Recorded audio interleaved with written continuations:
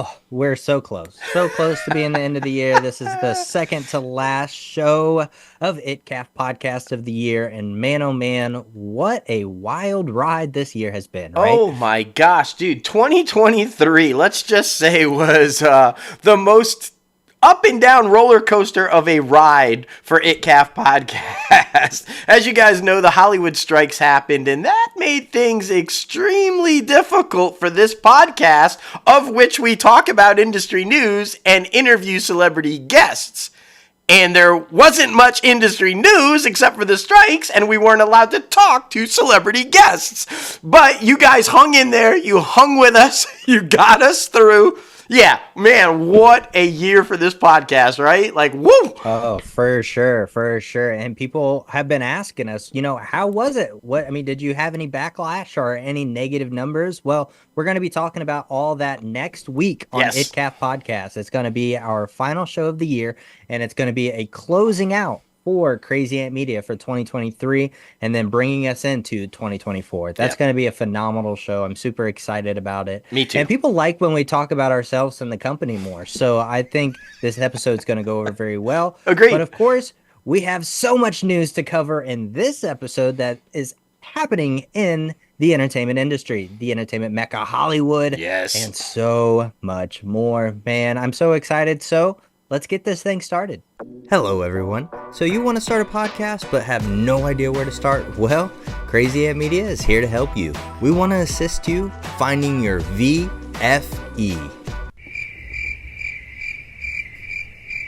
What's VFE, you ask? Well, that is your voice, your format, and your equipment. These are the three biggest essentials you need to start your podcast.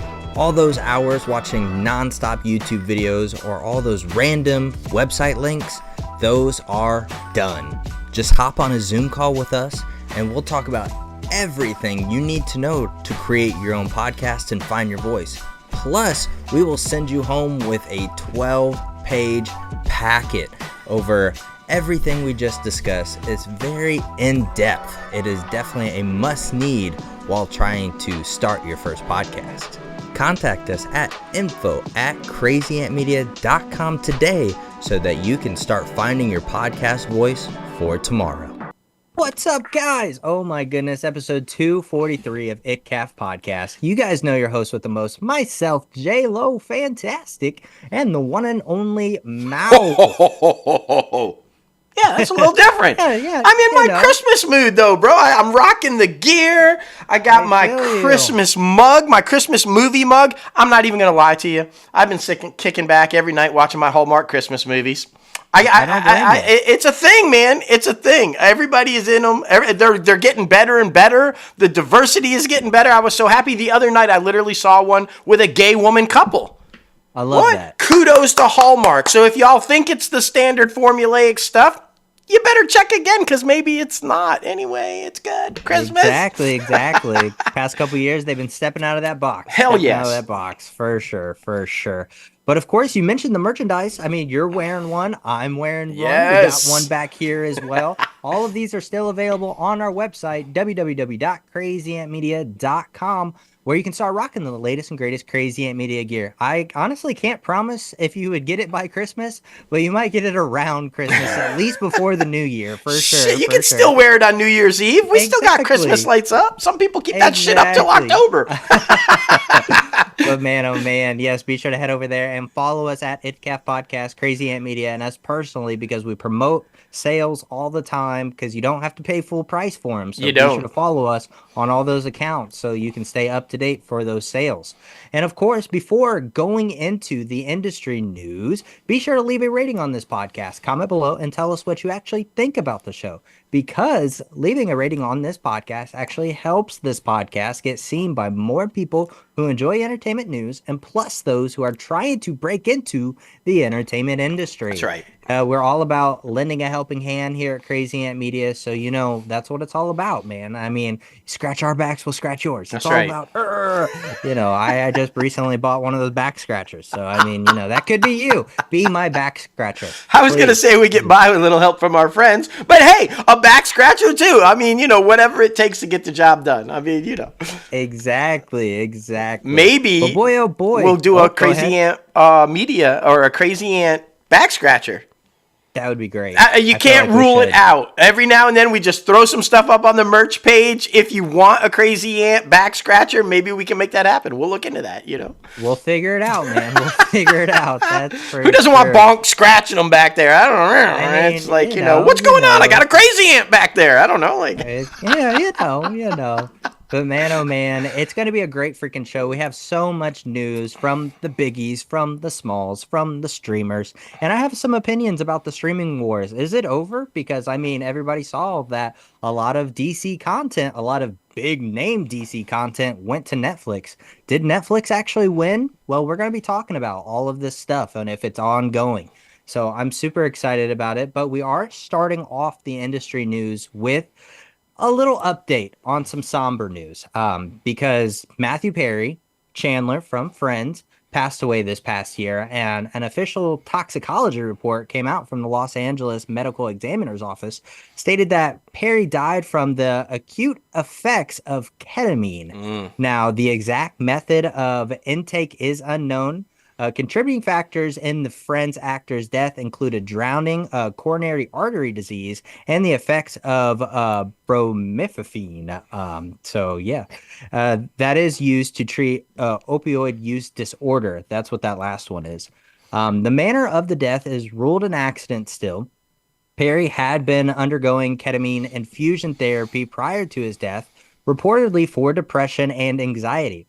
Now, toxicology reports adds that the high levels of ketamine found in his post-mortem blood specimens, the main lethal effects would be from cardiovascular overstimulation and respiratory depression. So I just feel like from day one, I'm reading his book right now. I feel like his body was set up for failure. yeah. I've there's so many different things that were added to his body before he was even like able to make his own choices. Yeah. So it started like literally 30 days into his life. But yeah, ketamine, I feel like, they said that only is in your bloodstream for about 4 to 6 hours, I believe the report I read. And so that must mean he must have done it earlier that day. But we all know that he was on an ongoing journey to make sure he stayed sober and was helping others with his sobriety, with their sobriety. It's just crazy because how you try to treat one part of your body, but then that treatment may affect different parts of your body. Right.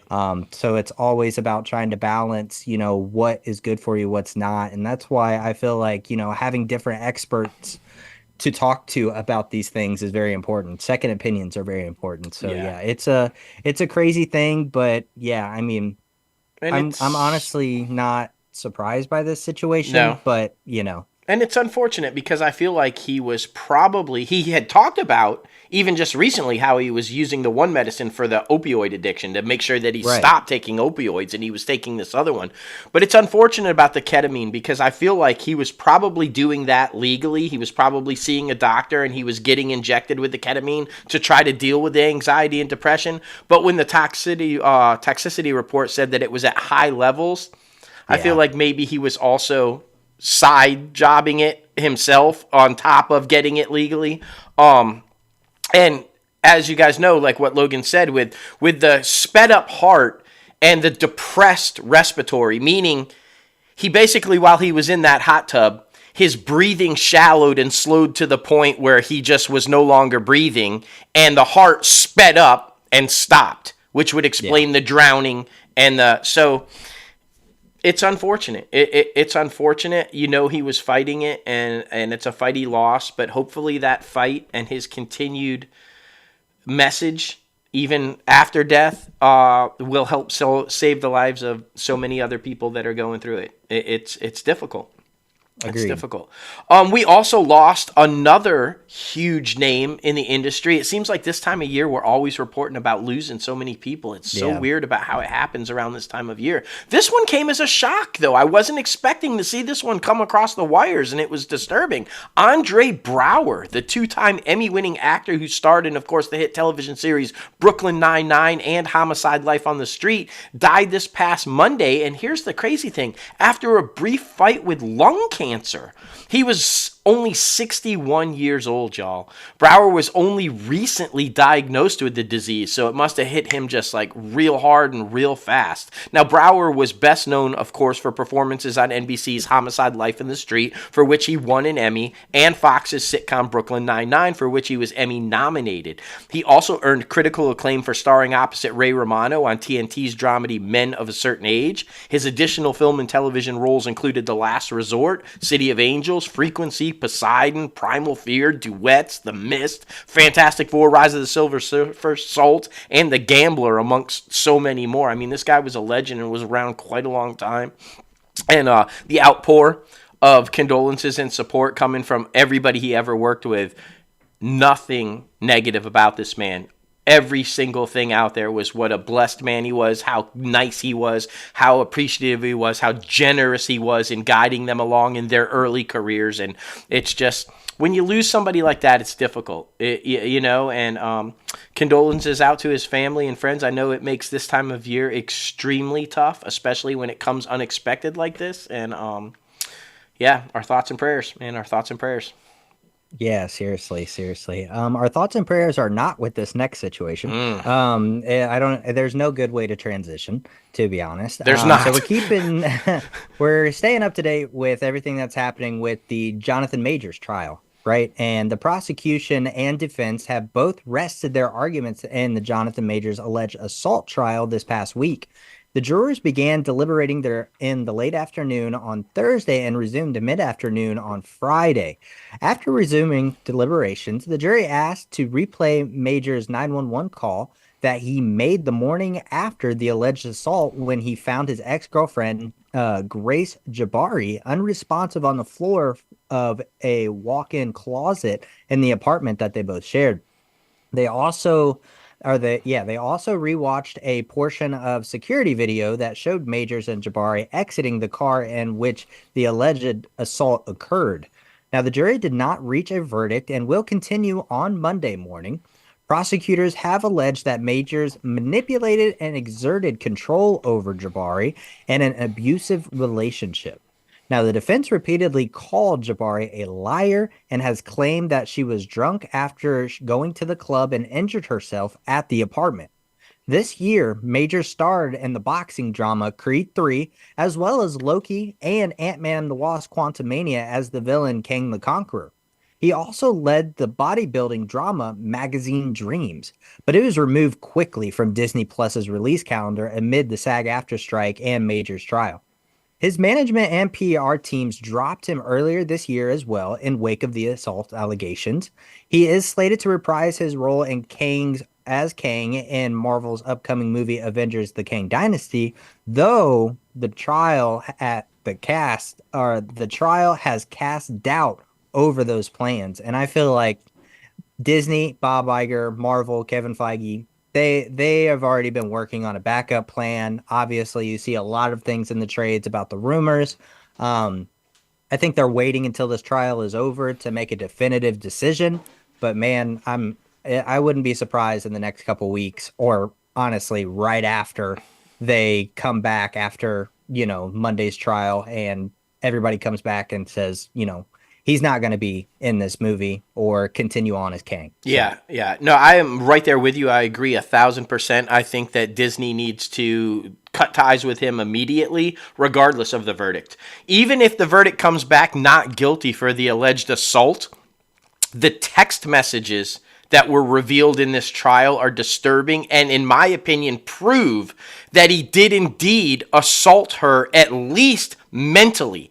I don't know what the evidence was with the physical proof about the physical abuse, but he absolutely abused her mentally to the point where she would probably hurt herself. I mean, the text message, he literally compared himself to Barack Obama and Martin Luther King Jr., said that she had to step up and treat him the way that Coretta Scott King and Michelle Obama treated them. And then when that didn't work, retreated and tried the opposite and played the I'm a monster, I don't deserve love, I'm going to kill myself today. That, ladies and gentlemen, is mental abuse. That is mental manipulation to try to control another person. So regardless of the verdict that comes back on the physical assault, he mentally assaulted her. That is not a good human being. He needs help, and Disney needs to retreat as fast as fucking possible from that. Because why? Disney's got their own shit going on right now. They've got some bad press, and they probably don't need to stay with Kang and Jonathan Majors and have any more bad press. What am I talking about? Well, another tough week for Bob Iger.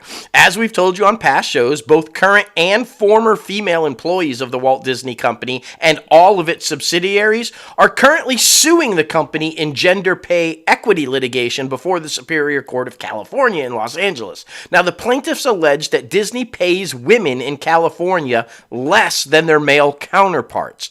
Now, on December 8th, the Los Angeles Superior Court granted, in part, the plaintiff's motion for a class certification, certifying that a class of women bringing claims under California's Equal Pay Act, which does require women to compare themselves to men in substantially similar jobs, but which does not require the plaintiffs to identify the cause of the pay disparities. Now, earlier this week, the CEO's 2019 self-penned performance evaluation was disclosed as one of many of the significant documents in the class action lawsuit. Now, this is why that's bad. In the piece, Iger, who named Bob Chapek as his successor in the following months, touts Disney's massive year, which he writes saw the historical launch of Disney+, the finalized acquisition of 20th Century Fox, and a record-setting $11.9 billion box office year, led by titles like Marvel's Saga Capper, The Avengers Endgame, the CG-rendered The Lion King, and the animated sequel Frozen 2. Why was that important? Because Iger's self-penned evaluation was then given to a committee to calculate the appropriate compensation recommendation for all of that success. Disney's board then reviewed the committee's opinion, and Iger saw a $47.5 million payday at the end of 2020. Now, if you're a woman complaining that he gets paid a little more than you, that's not a good sign. Now, after 2018... Iger has faced some criticism over excessive pay after receiving a windfall $65.6 million, including a one-time $35.3 million in stock awards.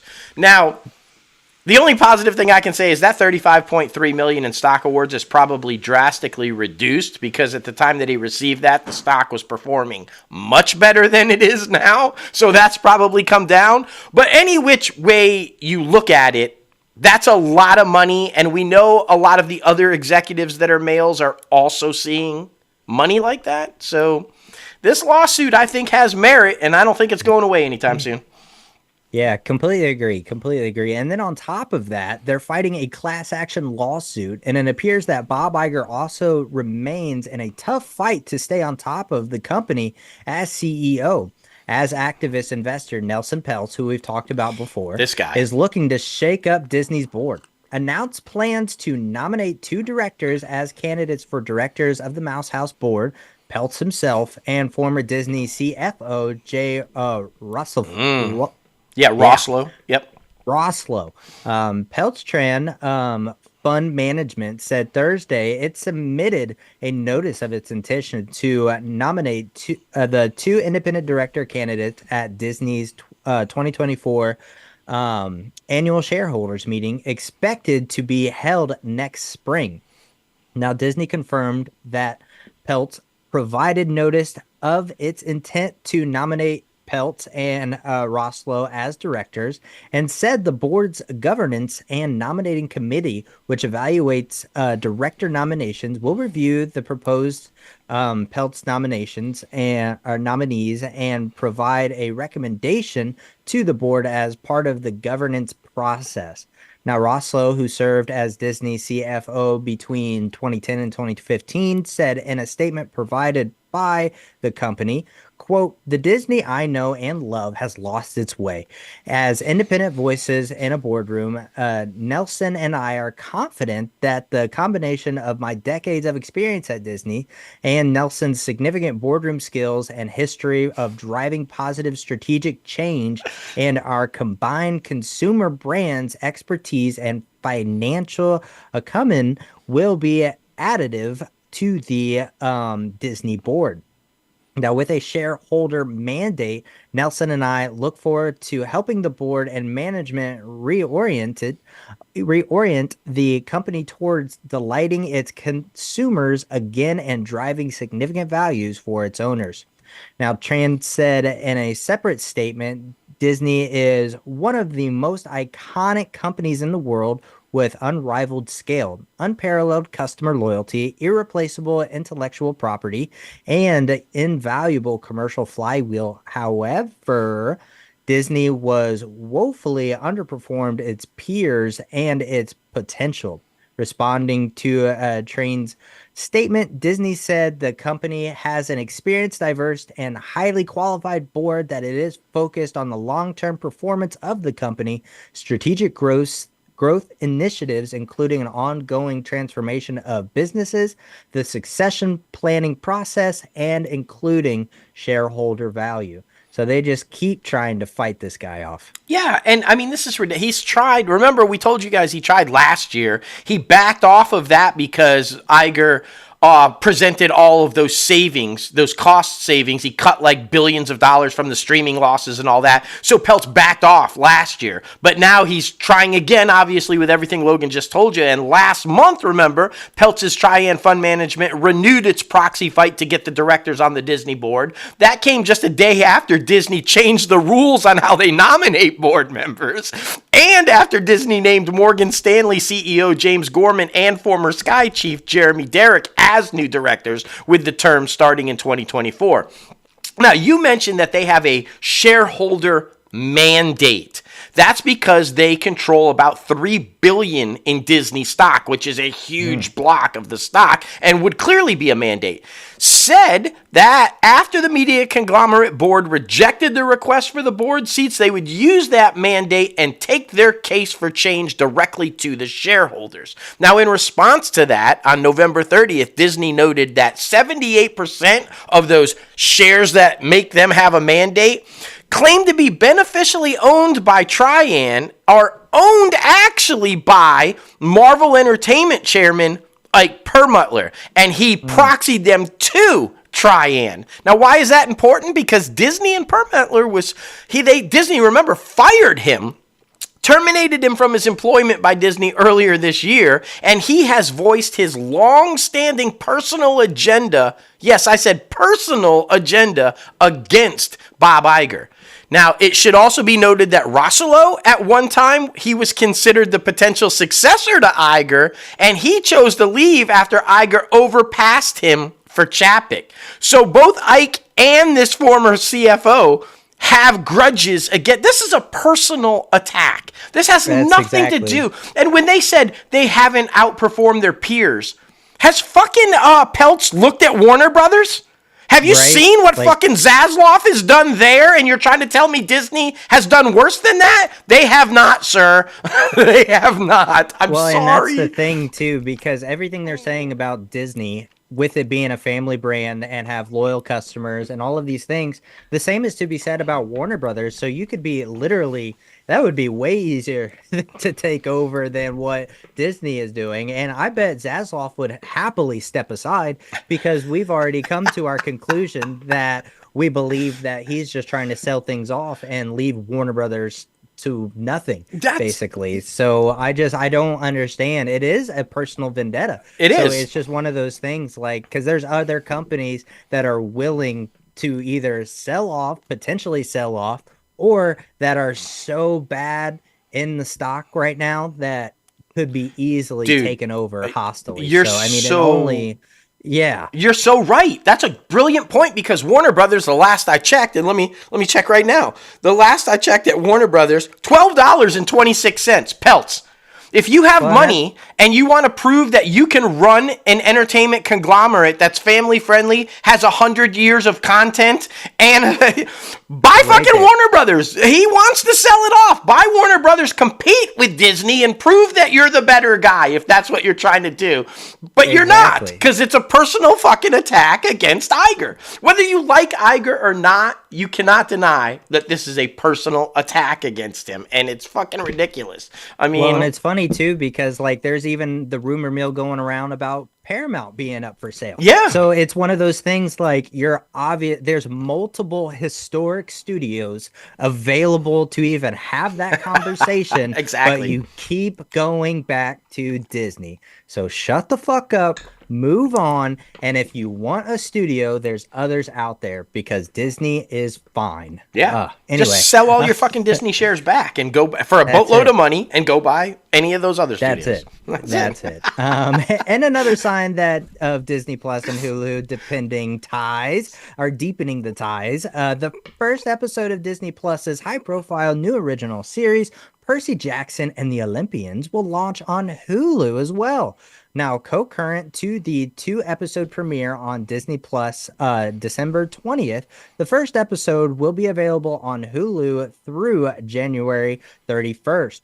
While new episodes of Percy Jackson will be released weekly on Disney Plus, Disney is used to a similar strategy recently with Disney Plus's Star Wars series Andor, whose first 2 episodes premiered, was also available on Hulu as well, along with Disney Plus's Goosebumps. That was a Hulu original that was on Disney as well. So that entire season was shared on both streamers. And the moves comes after Disney just rolled out the beta version of the One App experience, combining Hulu, which is now fully owned by Disney, and Disney Plus for bundle subscribers. The merge app will officially launch in March. And that'll be interesting too, because it'll be a merge app, but it'll be interesting to see if it pops up on Roku and Amazon Fire Stick and that type of thing, or if it'll only be available in the App Store on your phone first. So yeah, we'll see how that goes, but it only makes sense. Yeah, it does. And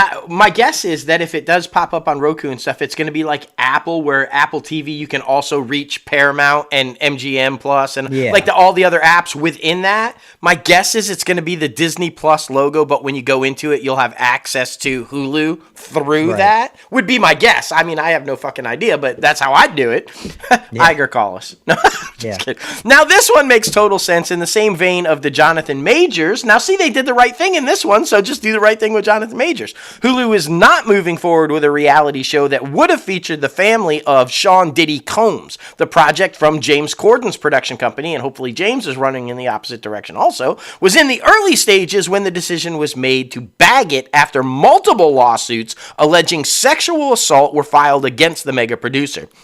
Now, on December 6th, the most recent allegations against Combs were reported. He was accused then of sex trafficking and participating in the gang rape of an 11th grader. The case was filed after Combs' former girlfriend, Cassandra Ventura, settled her suit against the artist just before Thanksgiving. Now, Jane Doe filed her claim under New York City's Victims of Gender-Motivated Violence Act, which the family, with the help of the attorney Doug Wigner, who has represented several plaintiffs like Ventura in high-profile sexual assault cases over the years. Now, 2 other assault claims against Combs were unfortunately done under that act, but were dropped because the term limit expired at the end of last month, because you do only have a certain amount of time that you can hold them responsible for it before it expires. So, but this is disgusting, man. Crazy. Sex trafficking and gang raping an 11th grader. Guys, 11th grader is like 17. Yeah. 7. Well, and I mean, it would be interesting to see like further along as we go, because this is still very hot, very fresh. It would be interesting if there was a connection with him and R. Kelly. So I don't know. I was thinking the same thing. But I mean, Not all the details are out yet, so we'll keep you updated on that situation. But yeah, that one is unraveling quick, Yeah. man, unraveling quick. Well, we're moving over to Fox, and they have picked up the psychological crime drama Murder in a Small Town. Ooh. Now, starring Rossif Sutherland from The Handmaid's Tale and Kirsten Crook from Smallville for the 2024-2025 season.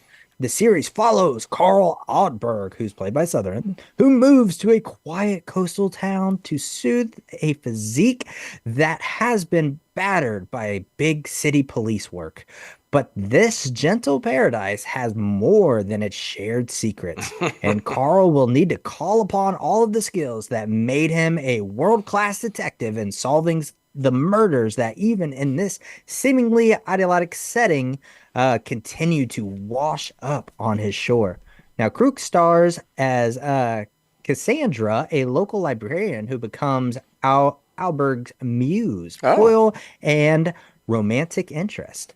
Now, production on Murder in a Small Town is slated to begin in January in British Columbia. Now, this kind of sounds a little like, I mean, it's always like, I'm going to come out of retirement and do this one last job. That mixed with like a Riverdale situation. So, I mean, if they don't go into the demonic, satanic worship, I think they're going to be good. I think everybody loves this type of content. So I think it'll do pretty well. Yeah, me too. And I'm excited to see Kristen Kruk back. She's making a little bit of a comeback. She was just in season 1 of Reacher. I enjoyed seeing her in there, and now she's going to be getting this one. So good for her. I like to see that big comeback. I've always been a fan of her. So good for you. Jumping over to The Bunny. That's now for sale. I'm just kidding. We don't know if it's for sale. Don't hold me to that. I'm just kidding. Call me. Wonka is off to a promising start in North America after earning $14.4 million across Friday and preview screenings on Thursday. Now, it's playing in 4,203 locations. The prequel musical drawing from the Twisted Roald Dahl character is also benefiting from the golden ticket prices for premium large format auditoriums like IMAX. Now, heading into the weekend, Wonka was projecting a $35 million debut. It'd be a so-so start for the Warner Brothers release, which carries a hefty $125 million production budget and devoted more funds to a month-long plus marketing spree led by star Timothée Chalamet in the first fully fledged promotional push for a feature since the end of the SAG-AFTRA strike. Now, the sweeter news for Wonka is that it's coming in north of recent musical offerings that have floundered in theaters as of late, such as Steven Spielberg's West Side Story that only did $10.5 million opening, and Warner's own In the Heights, which only had an $11.5 million opening. Now, early audiences awarded Wonka a solid A- grade. That reception, along with the film's positive touchdown among critics, will be imperative to keeping Wonka fitzy lifting through the holiday season, where it'll hope to find extended play amongst the family audiences. Now, why could that be tricky? Because notably, the film's main competition includes another Warner Brothers musical, The Color Purple, another Warner release in the DC Comics sequel, Aquaman and the Lost Kingdom, as well as Universal and Illumination's animated offering of Migration. So that's some hefty competition. So if Wonka is planning on trying to hang around, good luck. That's all I'm saying. That's it, man. That's it. And I mean, I know I bash the hell out of Timothée Chalamet all the freaking time, but I'm always open to be proven wrong. So, I mean, I enjoyed Beautiful Boy with Steve Carell, and I just watched A Rainy Day in New York with him, and it wasn't bad, but I know I said I didn't, but I'm trying to be more open-minded for 2024. I do want to see Wonka, and then I'll make my opinions about the film. But again, I'm still not a big fan of his. I understand. I'm not going to watch this. I didn't watch the Johnny Depp one. I'm not going to watch this one. In my opinion, I'm an old school guy, and I don't think you will ever beat. In my opinion, it should have just never been touched. Gene Wilder's, Willy Wonka and the Chocolate Factory was a classic. It was brilliant. It should have never been touched. So, me personally, I'm not watching any of them. Agreed. Well, Warner Brothers has won a week-long auction for Chlamydia Hustle. No, oh my God, that's a totally different movie right there. That would cause some calamity for sure, though. Oh, Calamity Hustle, an action comedy that will star Ryan Reynolds and Channing Tatum. Hopefully, none of them have chlamydia. No. Adam and Aaron Nee wrote the script and will direct. All the studios were in on this, but it came down to Amazon, Netflix, and Warner Brothers, led by production chiefs Michael DeLuca and Pam Abdi.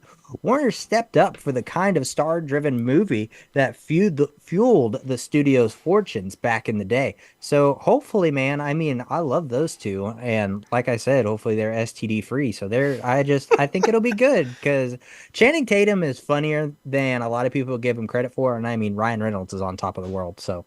Yeah, dude. Yeah, and it's like it's being described as like a Lethal Weapon type film, which always do well if you have two great stars, right? So, yeah, I think it's going to be good. And they're banking $25 million didn't each. Didn't even realize that was down there. The spec is likened in tone to a mismatched buddy actioneer like Lethal Weapon and hope to launch a franchise with chlamydia. Ryan Reynolds will play a cop who is estranged from his low-level crime brother, who is Tatum. I feel like they could pass as brothers. Totally. Yeah, sure. They grew up on the wrong side of the tracks and went in on opposite direction. When Rowe is implicated as part of the diamond heist, the cop must hunt him down before those he ripped off find him. The film will shoot in New York, Los Angeles, and Las Vegas. Damn, what awesome cities. Yeah. It will be set around the holiday season, and there will be a big action set pieces.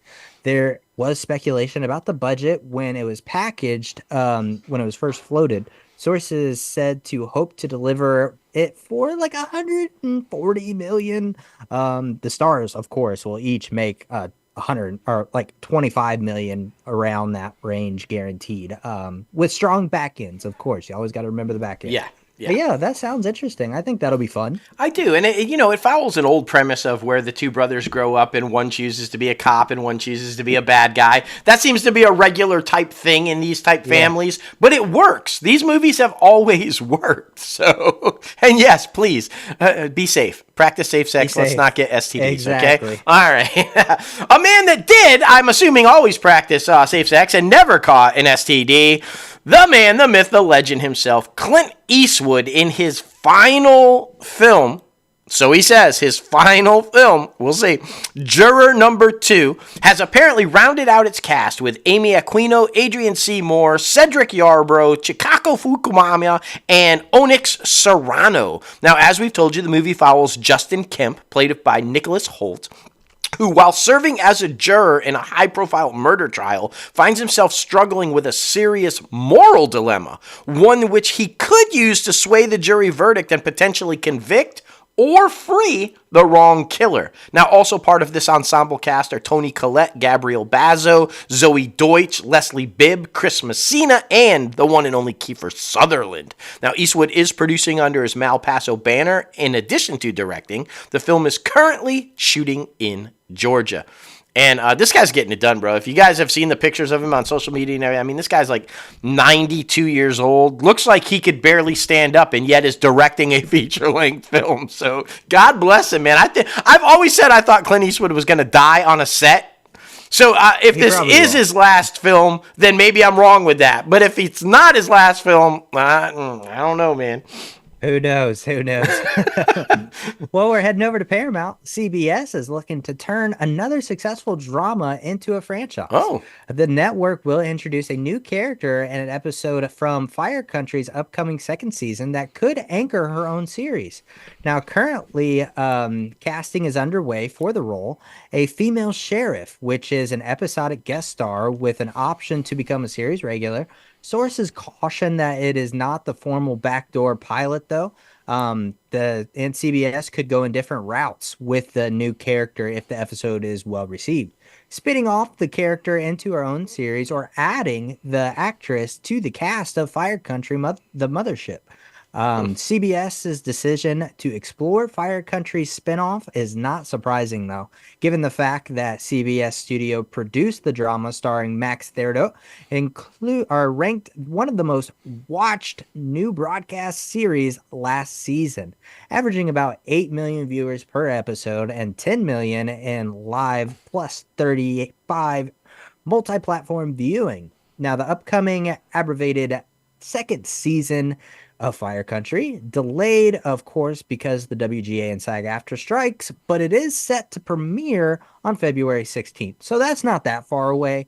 And if you guys haven't checked this out yet, please be sure to do so. It's some great freaking writing. And I will say that I think Paramount may have the best TV shows coming out. Yeah. I think Paramount and CBS. I think they may have the best quality and quantity, to be honest. Because if you want to talk about quality, there's an argument there with Warner Brothers and Apple. But I think Paramount definitely will give them a run for their money. So it only makes sense. Yeah, it does. And this is interesting, the strategy, though, because so often or not, they do these things as a back end or backdoor pilot. And if it doesn't work, you just never see the character again. So the idea, like we saw with The Good Doctor, that was trying to spin off the lawyer. And they're not moving forward, and that's not happening, and we're never going to see her again. So give her the option of, hey, if it doesn't go well, and but we might keep you as a regular on the show and just add you to the cast. That's interesting. That's kind of cool. Oh yeah, for sure.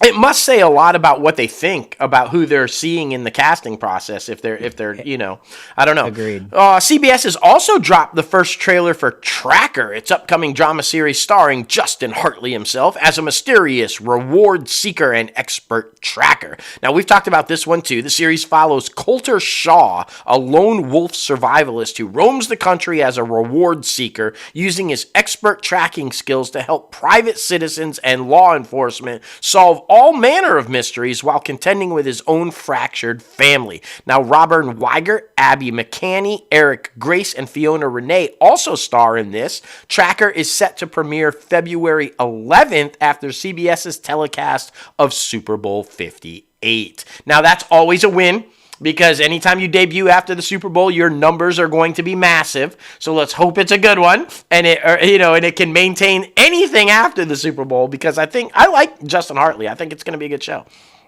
I think so too. And everybody from This Is Us, I feel like, is starting to go away from that This Is Us genre, right? I mean, he's doing this one. I think Mandy Moore is in Dr. Death. Season 2, yeah. Yeah, and we know Milo did the Families, like, heist type of thing. Yep. And I know Sterling K. Brown is like making his fucking film career. He's doing great with that.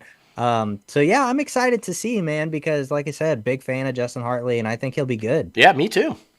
All right, but now we're going over to NBC Universal, and whoa, everybody was kung fu fighting. Yes, basically since Wednesday. That's right, Universal Kung Fu Panda 4 kicked off with a mighty this past Wednesday, as the trailer was nominated, or as the trailer for the animated comedy racked up more than 142 million views across all channels. TikTok was a major contributor to the karate chopping trailer's terrific debut, which outperformed comparable Universal titles, the Super Mario Brothers movie, Minions 2, Sing 2, and then, of course, Puss in Boots: The Last Wish. Now, this trailer, which featured the return of Jack Black's beloved Panda Po, also rocketed to the top of the YouTube's trending page. Now, per the official Universal, the core viewing audience was age ranged between 25 and 34. Makes sense. Now, in this upcoming film, Po gears up to retire as the Dragon Warrior in favor of becoming the spiritual leader. That succession plan has always kind of been laid out since the beginning, and must train a cunning fox named Zine, who is played by Aquafina, to be his successor. Now, not only are those two big stars in it, but we got Hee Hyo Kwan and Viola Davis joining the cast of Kung Fu Panda 4, alongside returning voices like Dustin Hoffman, James Hong, Bryan Cranston, and Ian McShane. Yes. Now, the Kung Fu comedy will debut on March 8th of 2024. This franchise has always done pretty well, and I'm really excited for it, man, because NBC really had an amazing NBC and Universal, NBC Universal. They had an amazing 2023, highest ranking or highest box office revenue in 2023. Oppenheimer, Super Mario Brothers, and I think they have the possibility to do it again, especially with the small slate that's coming out in 2024. Yep. So we'll see, man. But I think Jack Black is teaming up with these marketing people to get on social media because we saw how big Peaches did Oh, with yeah. Super Mario Brothers. So I think he's getting the groove back, and I think I love seeing him getting exposed to a younger audience too. Oh, Because for Jack sure. Black's great. Yeah, I totally agree. And this next one leads right into what you were saying about potentially doing it again in 2024. I think this is the way to go. Universal Studios also landed the rights to the Christmas comedy Naughty, which has Olivia Wilde, who's making a big name for herself as a director, directing the project. And here's why I think it's going to be massively successful. Margot Robbie's Lucky Chap is producing. Yes. So Olivia Wilde and Margot Robbie teaming up to direct and produce this film. Winner! The package is based on a spec by Cocaine Bear scribe Jimmy Warden, and the auction saw several studios in the mix, with Universal ultimately delivering the winning bid. Now, described as Bridesmaids in the North Pole, the film follows Mallory, whose only hope of securing custody of her son from her gaslighting trash bag ex is to find Santa Claus and convince him to testify in the divorce hearing. I mean, okay, like, Sure. I love this. Okay. I just, let's get Santa to testify in a divorce hearing. Santa's going to get on the stand and say, yes, the ex was on the naughty list, and she and the kid were on the nice list, and give them custody. It's gonna go. It's gonna be great. You know, I will say that about the entertainment industry in Hollywood recently. It's rough with rough ideas unless it's a Christmas movie. Yes! Because Christmas movies have been original so far Yeah. over these past 3 years. Yeah. Which has been great to see, but it's so random, man. It is random. That's So random. That is random. You're right. But fuck it, man. Just keep coming with the Christmas movies. Everybody is on the Christmas bandwagon lately, man. Right. Whatever works, man. Whatever works. Well, we're jumping over to Sony. Well, 2 years after stepping in as the permanent host for the beloved game show following the death of the longtime running Alex Trebek. Yes. Mayim Bialik is exiting her role on the series. Now, in a statement posted on Instagram Friday afternoon, Mayim shared that producer Sony Pictures Television had informed her that she will no longer be hosting at the beginning of 2024. Sony released the following statement later that afternoon. We made the decision to have one host for the syndicated show next season to maintain continuity for our viewers. And Ken Jennings will be the sole host for the syndicated Jeopardy. We are truly grateful for Mayim's contributions to Jeopardy, and we hope that was weird. And we hope to continue work with her on primetime specials. So, yeah, I'm kind of not surprised by that. No, I'm not either. I never liked the idea of the two hosts bouncing back and forth, and I, truthfully, nothing against Mayim, but I was not a fan of her hosting the show. I just never got on board with that. I think Ken Jennings is the right choice, and good. All right, let's jump over to Lionsgate. On the heels of an explosive season finale, Starz has renewed Power Book 4 Force for a third season. Now, Gary Lennon, who served as showrunner and executive producer for season 2, is slated to return for season 3. And creator and showrunner of the original Power, Courtney A. Kemp, executive produces the Power Universe series through her production company. Now, End of Episode is the name of that company. Lionsgate Television, of course, produces the series for Starz. Makes sense, because I feel like, that's all really Starz has going for it That's right now. literally besides, it, yeah. Everything, with 50 everything Cent. 50 Cent. Yeah. Everything 50 Cent. This is all moving to Louisiana, North Louisiana, to start shooting. I guarantee you. Watch. Guarantee. Literally. Rapper Dominique Little Baby Jones, Sway T from Bel Air, and Cynthia Bailey from Real Housewives of Atlanta will join previously announced guest stars Neo and 2 Chainz on the third season of Starz' BMF. Now, Little Baby will make his acting debut as Pain, an eager to learn foot soldier out of Atlanta. And now Sway T will play Kia, a former college athlete who is now on the streets of St. Louis, and Bailey, who will be playing Gloria. Now, Detective Bryant's hard-working ex-wife is grappling with their son's legal battle. The drama returns on March 1st of 2024. Now, and here's the official logline for the season. BMF continues the storyline of the inspiring true legends of the brothers Demetrius Big Meech Flannery and Terry Southwest T. Flannery, who fostered one of the most influential crime families in the country, also known as Black Mafia Family. We jump into the early 90s in season 3 with Meech moving to Atlanta, where he hopes to build upon the BMF empire in the South that he and Terry fostered from Detroit and rose it to the top of the drug scene. At the same time, Terry remains in the D to handle business.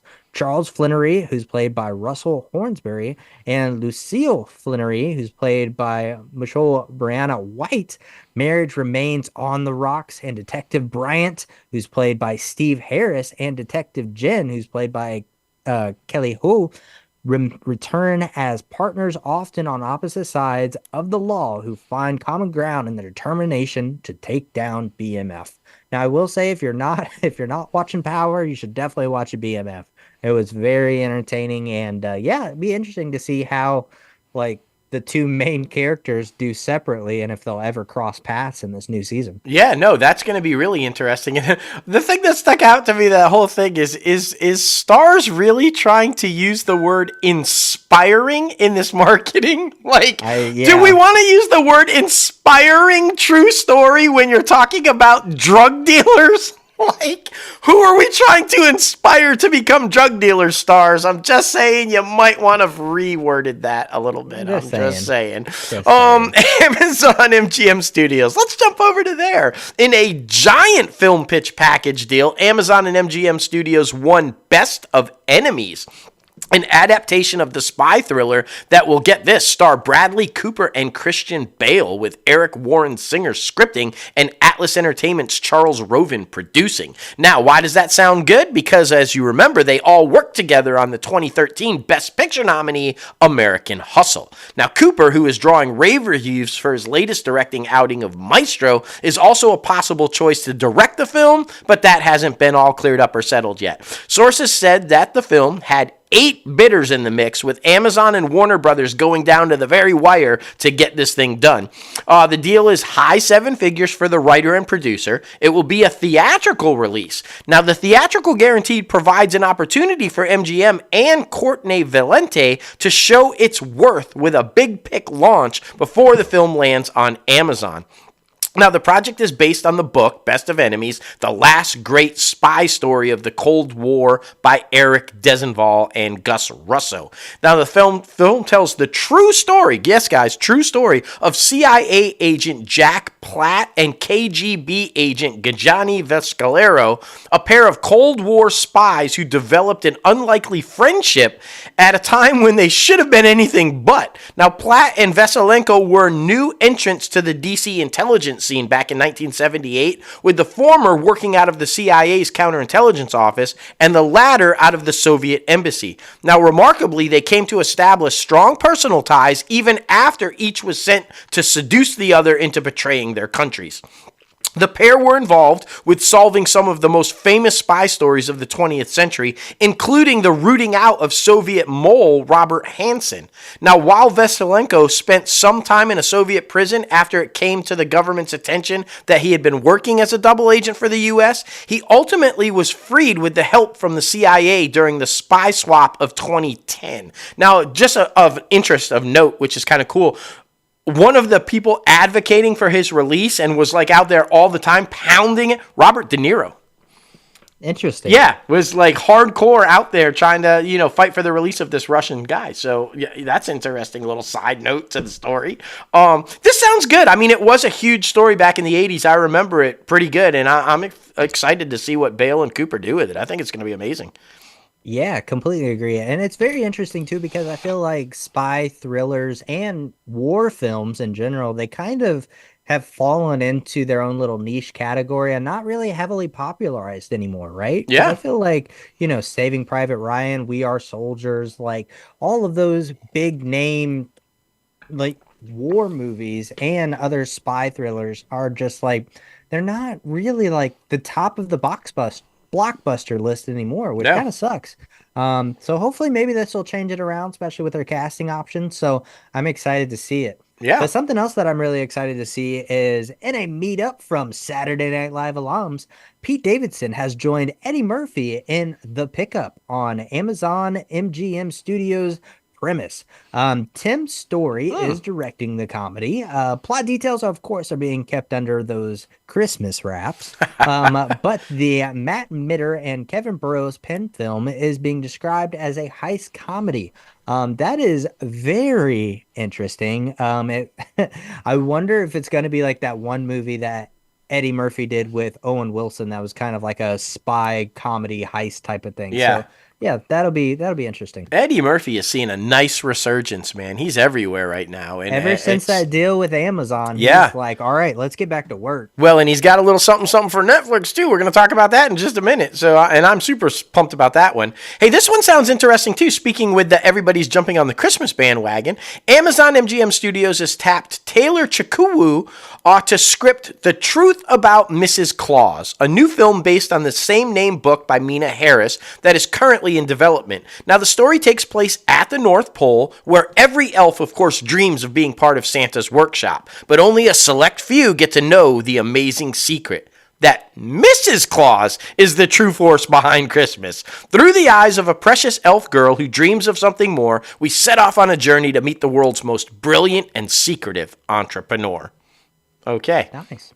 Yeah. Yeah, Interesting. so we're going to find out the woman's behind the man, Mrs. Claus. Exactly. Not politically motivated at all. No. But I'm sure it'll be good. Well, we're going over to the streaming giant Netflix Yes. with a wild pre-holiday auction for Ryan Reynolds' global heist comedy vehicle is coming to a close. Oh. With Netflix winning the deal. Another heist one. Yeah, right. There were 8 buyers in the mix that whittled down to 5 and finally 4, and Netflix prevailed.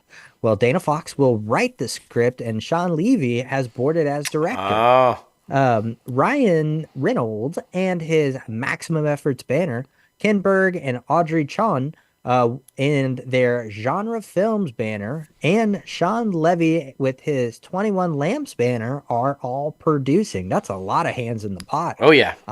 Sources said that Fox will be paid mid 7 figures to write, and producing deals are high 7 figures as well.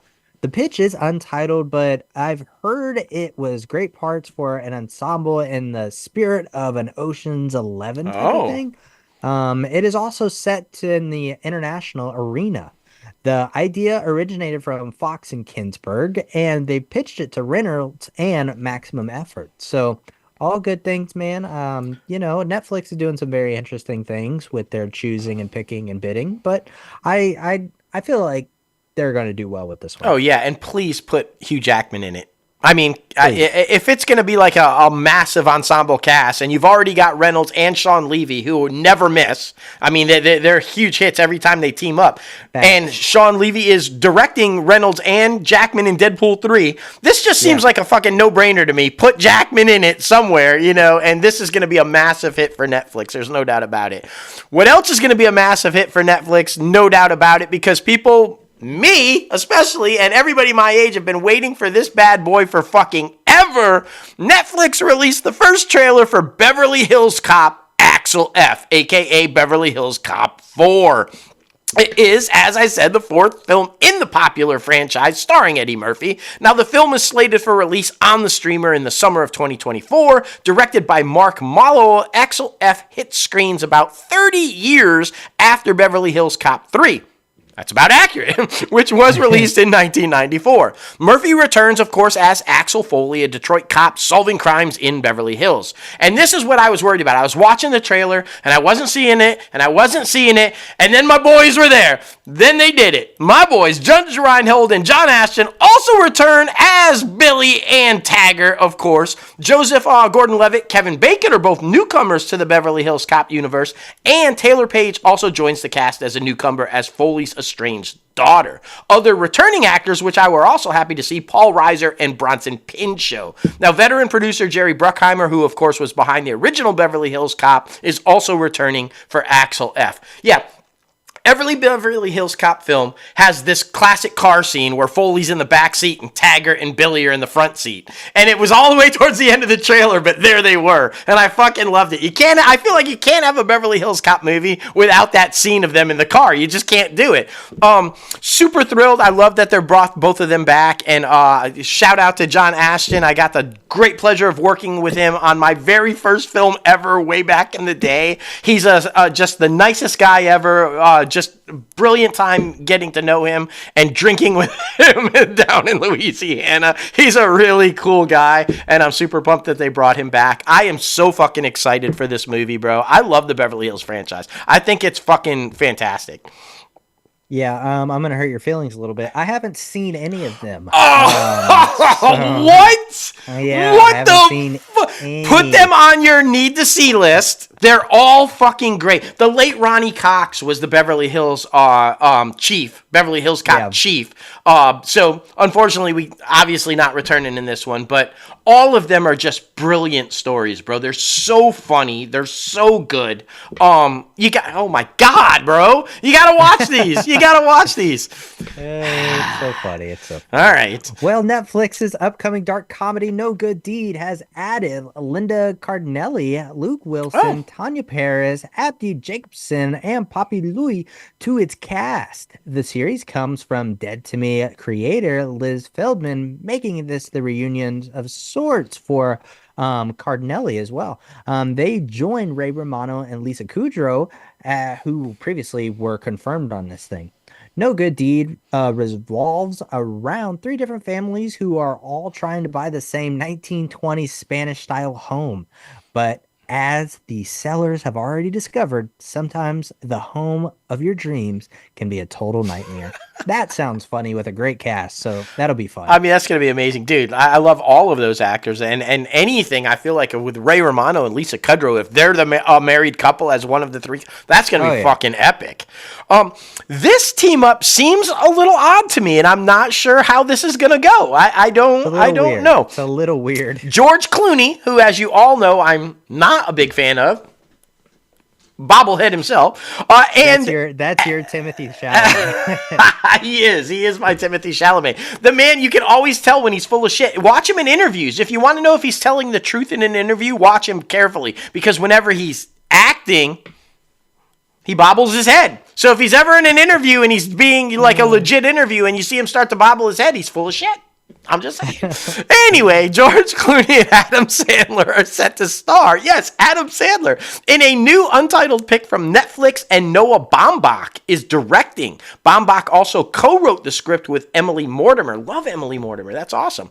Baumbach, Amy Pascal, and David Hyman are producing this bad boy. Now, plot details are vague at this time, other than it being a funny and emotional coming-of-age film about adults. For Clooney and Sandler, this would mark the first time these two A-listers are actually working together. My guess is it's going to be the last.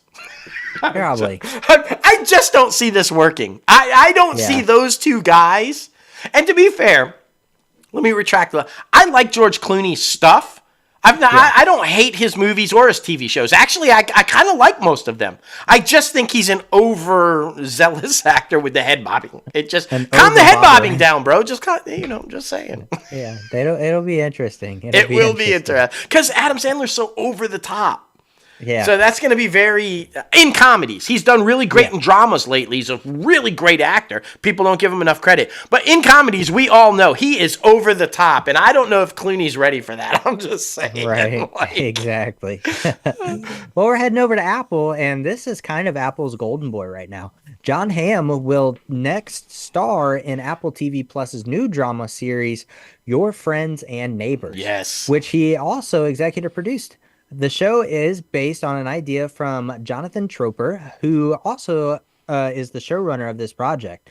Apple Studios is behind Your Friend and Neighbors, in which Hamm will play the lead as Coop, the recently divorced hedge fund manager who, after being fired, resorts to stealing from the wealthy residents in his Tony upstate New York suburb in order to keep his family lifestyle afloat. These petty crimes begin to invigorate him until he breaks into the wrong house at the wrong time. Uh-oh. It's Hamm's first time leading a live-action role in an ongoing series since Mad Men. So that will be very interesting. And, I mean, come on. He deserves another lead role in a show. So I'm really hoping this one does well. Dude, and he's co-starring in Fargo. Of course, on Apple, he's The Morning Show, which he played brilliantly. But I think this is fantastic with The Morning Show and this one on Apple, because remember, he did that fucking brilliant marketing campaign with Apple about how everybody was fucking starring in Apple things except for John Hamm. And now he's just rolling with it. So I fucking love that, dude. Have you just bruise me now. Have you watched Mad Men?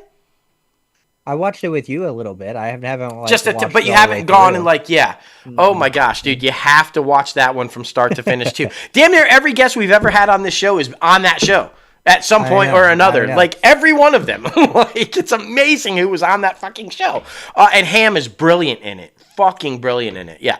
Beverly Hills Cop franchise, Mad Men. Just putting that out there. I'm still watching the Harry Potter stuff. I'm still watching it. And when I finish Harry Potter, I'm jumping on Game of Thrones. Just saying. It's true. Beverly Hills and Beverly Hills Cop and Mad Men. Just get on that. Yep. Apple TV has also picked up a second season of Platonic, of which we both really enjoyed. It's hit half-hour comedy starring and executive produced by Rose Byrne and Seth Rogen. Now, the series has become one of Apple TV Plus's best-performing comedies since its summer premiere. Co-created, directed, and co-written by Nick Stoller and Francesca DeBanco, Platonic follows a platonic pair of former best friends approaching midlife who reconnect after a long rift. Now, the duo's friendship becomes all-consuming, and that, of course, destabilizes their lives in a hilarious way. Now, Platonic is produced by Sony Pictures Television, where Stoller's Global Solutions has an overall deal. Byrne, Rogen, Stoller, DeBanco, and Connor Welch all executive produce this bad boy. I'm excited. This was a cute one. This was a pretty funny one. I'm glad it's getting a second season. Oh, yeah, for sure. And only more reason to have Sophia Leonard back on the show. Yes! Who we interviewed from this show. So that's awesome to keep her going. And we're super excited about all the future endeavors at Apple. So yes. It'll be a lot of fun. And she'll probably be more involved because she'll be older in this one. She plays Rose Byrne's daughter, for all of y'all that don't know. But, I mean, so I feel like her storyline's going to expand. I agree. Just saying. I agree. Well, there it is, guys. The last industry news for 2023. Isn't that wild? Wow. I feel like it was a good one. It was freaking, it was awesome. I think there's a lot of stuff to take away from that, especially some of our rants, some of our, singing, but it's all good. I think we can call that one the good, the bad, and the ugly. Literally. That describes the last industry news for 2023. The good, the bad, and the ugly. That's all it was. Yeah, for sure. Well, we're heading over to our top 5 segment, and this week it is top 5 sequels that are better than the original film. Yes. There are some on here that I deliberately left off because you guys already know how much I love them, like Home Alone 2 and The Dark Knight, so don't be expecting to see those on there because I've talked about those so freaking much. Totally agree with that. You guys know, just even at the past few episodes, we've included some films that could be included in this thing, like Star Trek 2 and Batman Returns or the Dark Knight. I tried to stay away from the superhero movies because they could have, of course, been in any of these. So I like you, were like, okay, what can I put on here that's not those?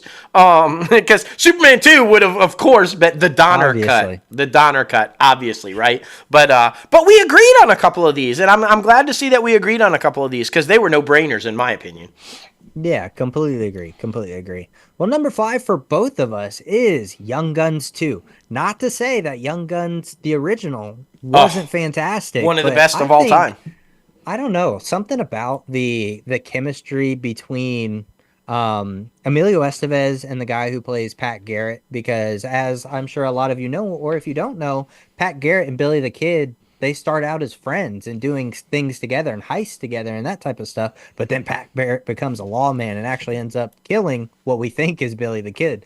Because there's always that mystery behind it. But I don't know, man. I think there's more quotable lines in Young Guns too. I Yes. mean, like the one where Billy is in handcuffs and freaking he's like breaking out and he's like, "Yoo-hoo, I'll make you famous." Yeah, Like yeah, I'll because he's make you about to kill famous. him. Yeah. Yeah, like I love Emilio Estevez, man. Oh, That's also on the list. You posted that this past or yesterday about your guest stars. Emilio Estevez, come on the show, bro. That yes. would Oh my be God. absolutely amazing. Dude, like so many, and he's a brilliant filmmaker beyond just an actor. He He's is. directing and getting behind the camera now. He's brilliant. I totally agree with you. Yeah, I love this movie, and I wanted to make sure I looked at the Bible because I wanted to make sure because our producer will call me out if I got it fucking wrong. But uh, Pat Garrett was recast from the first Oh, one to the second one, and yeah, the yeah, yeah, star in the yeah, second one is William Peterson from CSI fame. He yeah, played Pat exactly. Garrett, and I wanted to make sure I wasn't confusing the first and second one because I remember he was recast, Yeah, but. And you're right, that back and forth between them was brilliant. And it needed to be because that's the main focal point. Did Pat Garrett kill him?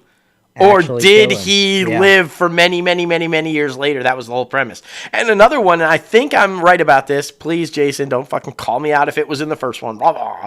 But one of my favorite lines, and even if it was in the first one, I don't give a shit. One of my favorite lines in this franchise was when they're kind of dying, and Kiefer Sutherland is all kind of like fucked up, and he's talking to Lou Diamond Phillips, a character, and he's like, Yeah. butterfly. With Kiefer's voice, and he's just like totally fucking out of it, and it's just butterfly. And I'm like, what the fuck is going? I love it. For some reason, that scene just kills me every fucking time. It's so good. No, that is Yeah. the first one when they do peyote. Yes, Like, butterfly. I don't know. I fucking love it. But you know what was also great about Young Guns 2? The fucking Bon Jovi soundtrack.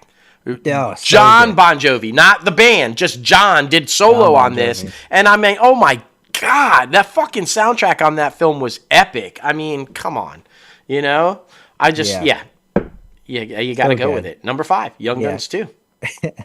I also like how and we'll get off of it after this, but it's funny because Keith Sutherland's character went like to New York to become a teacher or whatever, and yeah. then fucking Billy came and got him out of there, and he's like, "Are you fucking serious? Oh, Like, I yeah, have yeah. to be with you again." Like it was always like Billy was always looked at as like the annoying younger brother, Yep. and their dynamic is so good. Oh, So so yes, good. if y'all haven't seen Young Guns or Young Guns 2, please be sure to watch both of those back to back because they're fucking I put it amazing. right up there with Tombstone and Unforgiven as some of the best westerns ever made. Oh yeah. Like I mean For that's sure. maybe we should have done best westerns. It's Unforgiven, Tombstone, and the Young Guns. Both Yeah. the Young Guns. I'll figure out a fifth, but there's 4 of my 5 right the fuck there if we ever do that Right list. there. That's so funny. Well, number 4 for me goes to Too Fast, Too Furious because I enjoyed this. I enjoy Paul Walker and Tyrese's dynamic than Paul Walker and Vin Diesel's dynamic. And this one, it still had to do with cars. It was still very involved in the racing. Of course, we all know that they get so far away from that and should have just ended with the 7th one. God, That's yes. where I stopped watching because that's the end. But yeah, I really liked their dynamic and if you guys don't know, Rip from Yellowstone is the big baddie in Too Yes. Fast, Too Furious, and he plays a great bad guy. So I always enjoy that. But yeah, I really enjoyed that one because I love his car that he has in that specific film because it just looks so pretty. It It's does. silver with like blue aesthetics, and it's actually, fun fact, that car is actually illegal in the United States because of its horsepower. Yep. So you cannot not find it. But yeah, Fast and Furious, or Too Fast, Too Furious, my favorite of that franchise. There you go. My number 4 ain't gonna be no rematch. Ain't gonna be no rematch. But guess what? There was. And I'm talking about Rocky 2. You guys remember, of course, Rocky, at the end of Rocky, neither one of them really won, and Apollo retains the belt, and they're both like beat the living shit out of each other, like, ain't no rematch, ain't no rematch. But Rocky 2, my man Rocky Balboa, he fights him again. You know, him and Mickey get together, they get it all squared away, and this time he fucking wins. He proves he's the better fighter. He takes it from Apollo Creed, and the rest of the fucking franchise is history after that mark. Obviously Rocky was a brilliant film, you know, Oscar worthy, and but Rocky 2, where you see him finish, you see him accomplish what he set out to do in Rocky 1, the humbling of Apollo, if you will, and the developed friendship between the two of them after that. I just think it was so good. And that's why I think it's better than the original, because we see the rise of and the downfall of these two major characters and how they build a friendship out of it instead of, you know, this continued hate with each other. And I thought that was so critically important and so well done by Sylvester Stallone on how he advanced that storyline between those two characters. And yeah, I just think it was real close. I was balancing it between Rocky 2 and Rocky 4. As a young guy with Rocky 4, when it's fucking, my whole theater was like fucking USA, USA when you're beating down on the fucking Russian. I mean, back then the Cold War was still happening, guys, and that. So I was balancing, you know, because the workout sequence in Rocky 4 is so fucking good in Alaska and shit. But Rocky 2 gets it for me because like I said, that's where they define the friendship and how it moves forward throughout the franchise. And it kind of I think Rocky 2 is the stepping stone and groundwork for now the Creed movies and how those enemies develop and become friends. Because as you guys know, the guy that Creed fought becomes a friend and helps him moving forward in the kind of thing. So I just think it kind of really laid that out from start to finish. So for me, number 4, Rocky 2. That's awesome. Yeah, I mean, so good, man. So good. Number 3 for me goes to Boondock Saints 2. A lot of people don't even know this franchise exists. It's true. It's a baby Norman Reedus. If you guys are big Walking Dead fans or just Norman Reedus fans, I love this because, like you with the Japanese culture, I love Irish culture, and I feel like there's something special about the nitty gritty, don't give a fuck, like just love life experience that I feel like the Irish culture has, and that's basically what the Boondock Saints is kind of premised around. Right. And it's two brothers just coming back home after killing bad guys and being able to take out more bad guys. So it's a fun thing. It's a fun action comedy, really, because they have some of the best, like, quick-witted one-liners that you're just like, what the fuck did they just say? Yeah, exactly. Yeah. I mean, guys, like I said, Norman Reedus, Willem Dafoe is in them as well. So many different amazing actors that you wouldn't even thought of. So that is always very fun. But yeah, I would just say check out Boondock Saints and Boondocks 2. A lot of people get it confused with the animated show The Boondocks. Completely different premise. Oh, yeah. But yeah, No. definitely check out these two. And it's funny because Boondock Saints 2 was a straight to DVD, and it still did fantastic, and it still was an amazing film. So yeah, check it out. Boondock Saints 2. Yeah, no, totally. I'm trying to look up because if it doesn't have it on here, but maybe it's the third one. One of those I think is being shot like down in the New Orleans and Mississippi area. It might be the third one. I remember somewhere I didn't reading. even know they were in develop on another one. Yeah, the third one's coming. Yep. That's interesting. My number 3. I mean, this is kind of a no-brainer. It was infinitely better. The first one was a cult classic, right? It kind of like caught on and was like, okay, yeah, everybody loves this. It's a cult classic. Of course, one of the most famous lines in cinema, "I'll be back." But the second one took it to a whole nother level and really is like one of the first massive sequel blockbusters in history. I'm, of course, talking about the Terminator franchise and Terminator 2 Judgment Day. Fuck. This is when John is now a teenager and Sarah's a badass and she's like protecting, like, you know, and the Terminator's a good guy. And Robert Patrick, the new Terminator, you know, is the bad guy. And look, this thing was from start to finish one of this big, epic, action-packed, over-the-top, in-your-face, you know, films. It's everything you want to see in a sequel. Takes everything great from the first one and has it in the second one and then adds everything more on top of it. And you're rooting for the bad guy. You're rooting for the good guy. You don't know who is good and who is bad. And yeah, I mean, this was a no-brainer. Like, Terminator 2 Judgment Day, infinitely better than the first one, in my opinion. I loved the first one, but this one, like I said, just took it to the whole next level. Terminator 2 Judgment Day. Everything past that has not been so good.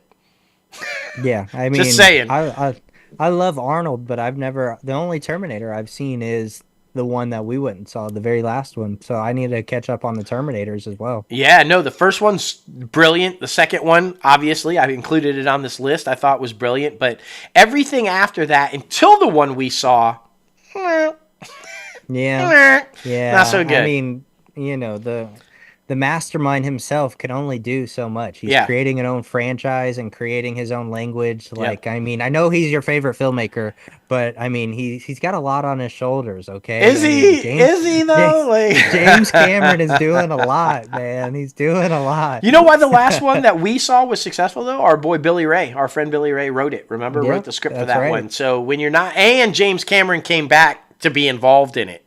Yeah. Because the ones in between, he was not. And it showed. I'm just saying. Like, you can't have the Terminator movies without James Cameron. Whether you like him or not, you need him in the Terminator movies. I'm just saying. I was like, okay. Yeah, for sure. Well, number 2 goes to Bad Boys 2 for me. Bad Boys. I just like, this one is so much better than the original, to be honest. I'm honestly surprised it got greenlit for another one. I enjoyed the third one as well. I thought that did really well. But I think Martin Lawrence and Will Smith's dynamic is hilarious, and what they're able to accomplish on screen is so good. And you always feel like these are exactly what Miami detectives would be like, right? You have your family man who is like still stylish, but then you have like your playboy with the nice cars and like kind of like a Tubbs and Crockett situation. Miami Vice. Yeah. It's straight up Tubbs and Crockett, like it is. That's what I'm saying. That's what I'm saying. But I just really enjoyed this one more, and honestly, like this was one of the first films that I rewatched a lot, which I probably shouldn't have been watching at my age, but it was. Did it give you chlamydia? No, I'm sorry. Yeah, no, wrong one. But you know, I loved like the whole thing, man, like the whole setting and the whole action sequences, and I just feel like it was just so much better. So that's why number 2 for me is Bad Boys 2. Yeah, I totally agree with that. I enjoyed the second one better than the first one, but I've liked all of them in the franchise, and I'm looking forward to the fourth one. You know, I think the fourth one will be, supposedly it's the final one, so it'll be a nice closeout to this saga. So we'll see, but I'm looking forward to it. I agree with you. I think their dynamic is really good, and I think it's always an entertaining story, so that's a good one. My number 2 is a no-brainer. It could have literally been my number 1. It could have. In fact, I was bouncing back and forth of whether it should or should not be my number 1. He's one of my all-time favorite filmmakers, James Mangold. Anything he's done, I've always been a fan of. He's a brilliant filmmaker. And he is the one man, the one guy, the director that worked with Hugh Jackman and got it fucking right. I'm talking about Logan.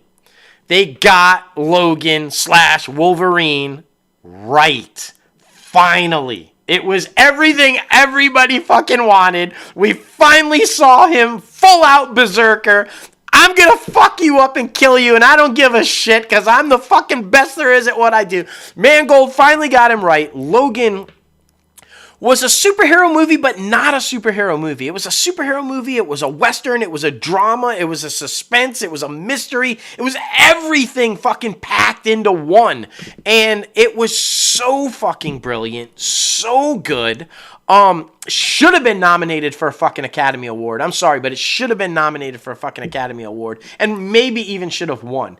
It was fucking that good. Out of all of the X-Men shit, anywhere, any of them, all of them, this hands down is the single best film in all of the X-Men franchises. The new ones and the old ones, whatever. Days of Future Past was good, you know, mixing the First Class and all that. But this one, hands down, by far, my favorite and the best sequel in the franchise. And it's in my list of top 10 best films ever. I think it was that fucking good. And as a lifelong Wolverine fan, to finally see him right. Now, I will say this over and over. Physically, you know, Wolverine is like 5'3" and stocky. So they're never going to get that right. But Hugh Jackman was so committed to getting the character right for the fans. So when he finally teamed up with Mangold for the second one, the Wolverine, which was the second in the franchise, and they fucking just said, let's forget that Wolverine origin shit. Let's fucking toss that right out the window. And they got close with the Wolverine. You could see that he was on the right track, but the studio was still shaky on it. But then Logan, they're like, fuck it, just do what you want to do, and boom, there he was. And I will say, Logan is... You don't get Deadpool and the massive success of Deadpool, and now with the two of them teaming up, without Logan's success. It proved that you could have a rated R movie with a violent character and have it be endearing. People would see it and watch it. It was a massive hit. So, yeah, Logan seemed like a no-brainer, man. Right. It was freaking phenomenal. Yeah, completely agree. Well, number one for both of us is something that I feel like we can both watch at any point in time. I've seen it like literally 10 times since it's come out. Oh, yeah. It's that freaking good. The rewatch value is insane.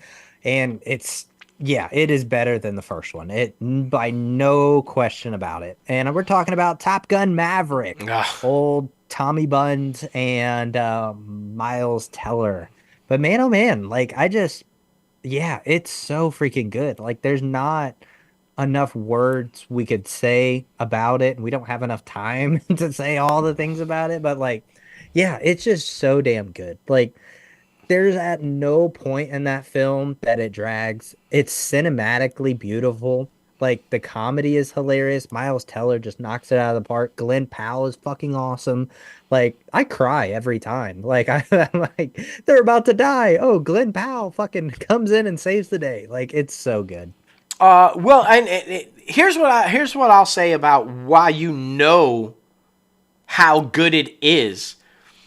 Other than the references to the first movie, obviously, I mean, Yeah. you know, Miles Teller is fucking Goose's son. I mean, obviously, there's references to the first movie. You know, Penny coming back, like obviously, right? But at no point while you're watching it do you think about Top Gun. You're not making comparisons to the first movie. You're not thinking about the first movie, about what was better or not better. At no point while you're watching this, you view it as a standalone movie, even though it is a sequel. And that is a testament to how fucking great this film is. I was skeptical because Top Gun is like one of my all-time favorite movies, and it was huge back when I was young. It was massive. I was 16. I remember going to see it. I was like, this is fucking awesome. This is one of the best fucking action films I've ever seen. And I was worried about it. I was like, is this a movie we want to touch? And but I'm so fucking glad that Tom Cruise did. And I'm so glad that Paramount agreed, because this film took everything from the greatness of the first one, put it in this one, and then expanded the storyline into a whole different direction and added even more remarkably great stuff to it, that it stands alone as its own movie. And yeah, I'm with you. I've rewatched this thing so many times, and at no point ever when I'm rewatching it do I think about the first film. This is it. In fact, the only thing I'm thinking about while I'm watching this is, are we going to come back? Is Miles Teller's character, moving forward in the franchise as the new lead? And are we going to kind of see, Cruz revert back to the teacher, and now we've got a new Maverick out there, a new lead, not Maverick, but yeah, I would love to see this franchise continue. I think Teller nailed it as Goose's son. I want to see the continuation of that storyline. I want to see more back and forth between him and Glenn Powell's characters. That's his Iceman, and I kind of want to just see that keep going. And I hope that we get that. I hope that maybe we can do this down the line in season 7, 8, or 9, or whatever season, and we can talk about how Top Gun 3 / whatever they call it is better than Top Gun Maverick. I mean, right? Who knows? Completely agree. Because Rooster is such an epic character. Oh, he's so good. And I think what they were able to do is just badass. Yeah, I mean, and no doubt about it. No doubt about it. This film right here is the thing that pushed the surge for everybody to have mustaches. Everybody has freaking mustaches. The now. Rooster stash, man. That's freaking, it's because of this film. There's no doubt about it. But yeah, I mean, it's so good, man. There's literally not enough things we can say about it. No, it was great. And if you haven't seen it, what the fuck? I can't imagine there's a person out there that hasn't seen this film. I just agreed. I can't imagine. Well, that is our top 5 segment. We want to know, what are your top 5 sequels that you thought were better than the original films? Please be sure to @ us on social media, and be sure to leave your comments in the YouTube section, because the fan interaction is always fun, and maybe we left something off that was amazing. I mean, I'm sure people would say Godfather 2 or things like that, but Aliens. Aliens. Yeah. But we were talking about ours. That's right. But yes. Please be sure to comment below and do all the fun things. We love the fan interaction. We do. All right. Now, heading over to the box office recap. Last week was a very interesting one, I would say. Yeah. I mean, it was kind of trying to figure out what was coming, So, number 1 was The Boy and the Heron with 13.1. I haven't even heard of this film, so kudos to that. Yeah. Number 2 was Hunger Games, The Ballad of Songbirds and Snakes with 9.2. That's awesome that it still has some legs. Yep. Number 3 was Godzilla -1 with 8.6. Number 4 was Trolls Band Together with 6 million. Number 5 was The Beehive Renaissance, a film by Beyonce with 5.4. Yeah.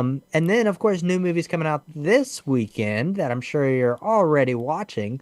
Wonka, The Zone of Interest, American Fiction. That's the one that Sterling K. Brown is in. Yep. With Jeffrey Wright. Yep. The Kennedy Incident, and Rebel Moon Part 1, A Child of Fire.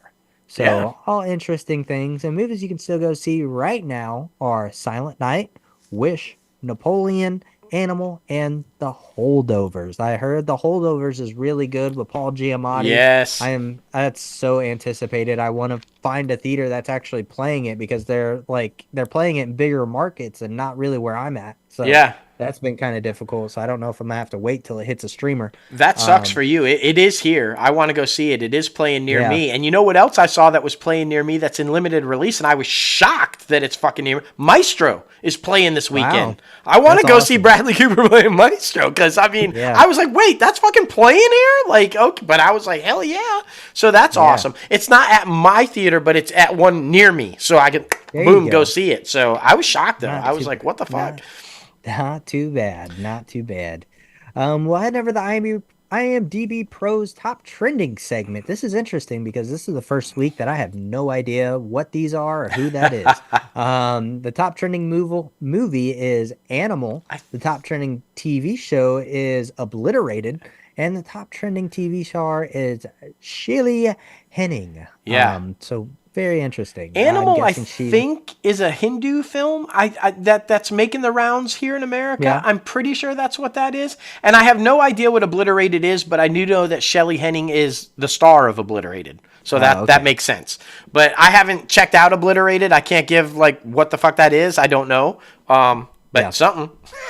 It's something, man. It's something, and she must be pretty good in it, because she's like, you know. For sure. For sure.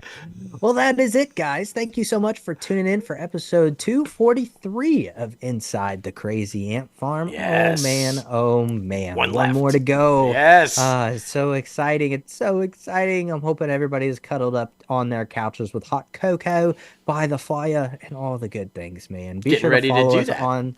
Yeah, there you go. There you go. Be sure to follow us on social media. The company is at Crazy Ant Media. This podcast is at ITCAFpodcast. And the mental health podcast is at Everything's OKP.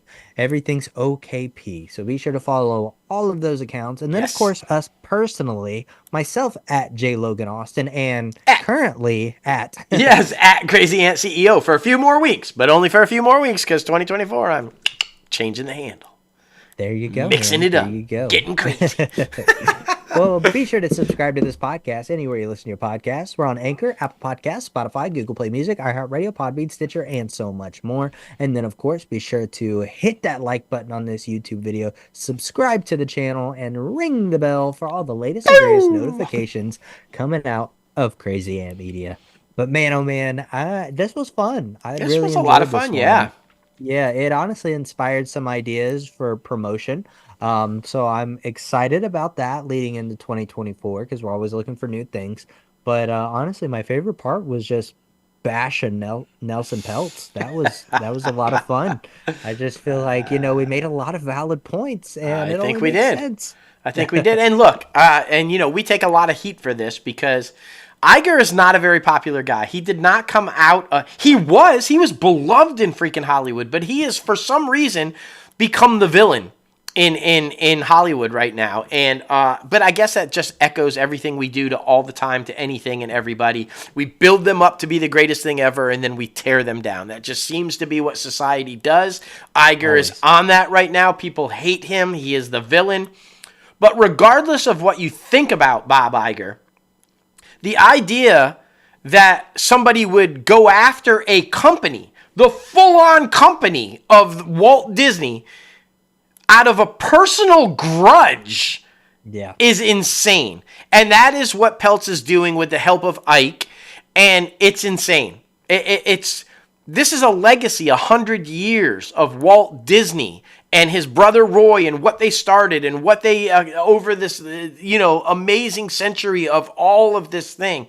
And you cannot argue the success that Iger had in maintaining that legacy and maintaining it being what it was always meant to be, which is a family company that lives up to what Walt and Roy had set as the standard.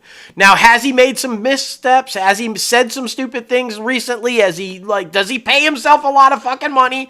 Yeah, but does it make him a villain? I don't know. I just remember Ike was fired because he got into a heated exchange with and didn't get along with fucking Kevin Feige. He did not want a Black Panther movie. He did not want a Captain Marvel movie. He didn't think a female-led superhero movie or a black-led superhero movie were necessary. Mm-hmm. What the fuck? They were two of the biggest movies of all time, and Black Panther launched a massive, culture shift into now where, everybody's doing it. And the idea that this man did not want that and got into heated exchanges so much so that Feige had to bring Iger in to settle it, and now Ike got his feelings hurt. And so now he's helping Peltz fucking take it out on him. It's fucking, yeah. I enjoyed really talking about that too. I think that you brought up some valid points. And I think if this man is serious about what he says about what he wants, then go do it at another company and leave fucking Disney alone. If you're not serious, then you're just proving that this is a personal vendetta and nothing more than that. And that just, in my opinion, just makes you a petty man. You're a petty man. That's all I'm saying. Completely agree. Completely agree. Well, everybody, oh my goodness. I'm super excited and very interested because The Color Purple is coming out here soon. And you know who's behind that and in it and all of the good things? The person we know. Well, we want to know. That would be great. My wish list. My Christmas wish list. Wish list. Oh, my goodness. Well, we know her. We love her. Oprah!